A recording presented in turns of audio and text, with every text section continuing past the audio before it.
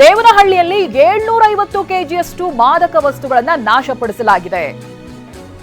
ಬೆಂಗಳೂರಿನಲ್ಲಿ ಪೊಲೀಸರು ವಶಕ್ಕೆ ಪಡೆದಿದ್ದಂತಹ ಮಾದಕ ವಸ್ತುಗಳಿವೆಲ್ಲವೂ ಕೂಡ ಗಾಂಜಾ, cocaine, ಶಿಶ್ oil, MDMA drugs, charas ಸೇರಿದಂತೆ ವಿವಿಧ ಮಾದಕ ವಸ್ತುಗಳನ್ನು ನಾಶಪಡಿಸಲಾಗಿದೆ. ಹೊಸಕೋಟೆ ಕೈಗಾರಿಕಾ ಪ್ರದೇಶದಲ್ಲಿ ಪೊಲೀಸರು ಈ ಮಾದಕ ವಸ್ತುಗಳನ್ನು ಸುಟ್ಟಾಕಿದ್ದಾರೆ. ವೈಟ್ಫೀಲ್ಡ್ ಡಿಸಿಪಿ ಶಿವಕುಮಾರ್ ನೇತೃತ್ವದಲ್ಲಿ ವಿಲೇವಾರಿ ಮಾಡಲಾಗಿದೆ.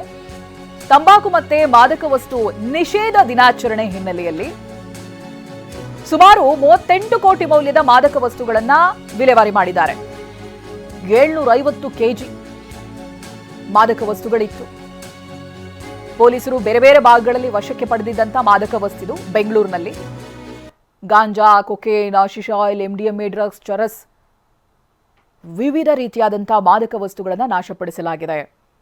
ಹೊಸಕೋಟೆ ಕೈಗಾರಿಕಾ ಪ್ರದೇಶದಲ್ಲಿ ಇವುಗಳನ್ನು ಸುಟ್ಟಾಕಿದ್ದಾರೆ. ಪ್ರತಿ ಬಾರಿ ಈ ರೀತಿಯಾಗಿ ಮಾಡ್ತಾರೆ. ಅಂದರೆ ಈ ಮಾದಕ ವಸ್ತುಗಳನ್ನು ವಶಪಡಿಸಿಕೊಂಡಿರೋದ್ರಿಂದ ಒಂದು ಸ್ಥಳದಲ್ಲಿ ಸ್ಟೋರ್ ಮಾಡಿರ್ತಾರೆ. ಒಂದು ದಿನ ಇವೆಲ್ಲವನ್ನು ಕೂಡ ವಿಲೇವಾರಿ ಮಾಡ್ತಾರೆ. ಇದು ವೈಟ್ಫೀಲ್ಡ್ ಡಿಸಿಪಿ ಶಿವಕುಮಾರ್ ನೇತೃತ್ವದಲ್ಲಿ ಇವತ್ತು ವಿಲೇವಾರಿ ಮಾಡಲಾಗಿದೆ. ತಂಬಾಕು ಮತ್ತೆ ಮಾದಕ ವಸ್ತು ನಿಷೇಧ ದಿನಾಚರಣೆ ಹಿನ್ನೆಲೆಯಲ್ಲಿ ಇವತ್ತು ಸುಟ್ಟಾಕಿದ್ದಾರೆ. ಗಮನಿಸ್ತಾ ಇದ್ದೀರಲ್ಲ, 38 ಕೋಟಿ ಮೌಲ್ಯದ ಮಾದಕ ವಸ್ತುಗಳನ್ನು ವಿಲೇವಾರಿ ಮಾಡಲಾಗಿದೆ ಇವತ್ತು.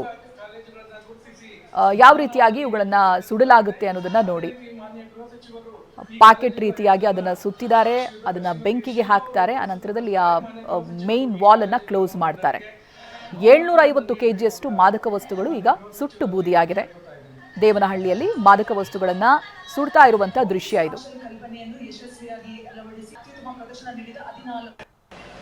ಈ ದಿನ ಬೆಂಗಳೂರು ನಗರ ಪೊಲೀಸರಿಂದ ವಶಪಡಿಸಿಕೊಳ್ಳಲಾಗಿರುವ ಸುಮಾರು 38 ಕೋಟಿ ರೂಪಾಯಿ ಮೌಲ್ಯದ 743 ಕೆಜಿ 774 ಗ್ರಾಂಗಳಷ್ಟು ಮಾದಕ ವಸ್ತುಗಳನ್ನು ನಾಶಪಡಿಸಲು ತಮ್ಮ ಅನುಮತಿಯನ್ನು ಕೋರುತ್ತೆ. ನೀವು ಅಷ್ಟೊಂದು ಡ್ರಗ್ಸ್ ಅನ್ನು ಹಿಡಿದಿದ್ದೀರಿ, ಅದಕ್ಕಾಗಿ ನಿಮಗೆ ಮತ್ತು ನಿಮ್ಮ ಟೀಮ್ಗೆ ಮೊದಲನೇದಾಗಿ ಅಭಿನಂದನೆ ಹೇಳ್ತೇನೆ. ಅದರ ಜೊತೆಯಲ್ಲಿ ಇದನ್ನ ಡಿಸ್ಟ್ರಾಯ್ ಮಾಡೋದಕ್ಕೆ ನಿಮಗೆ ಪರ್ಮಿಷನ್ ಕೊಡ್ತಾ ಇದ್ದೇನೆ. ಡಿಸ್ಟ್ರಾಯ್ ಮಾಡ್ಬೋದು.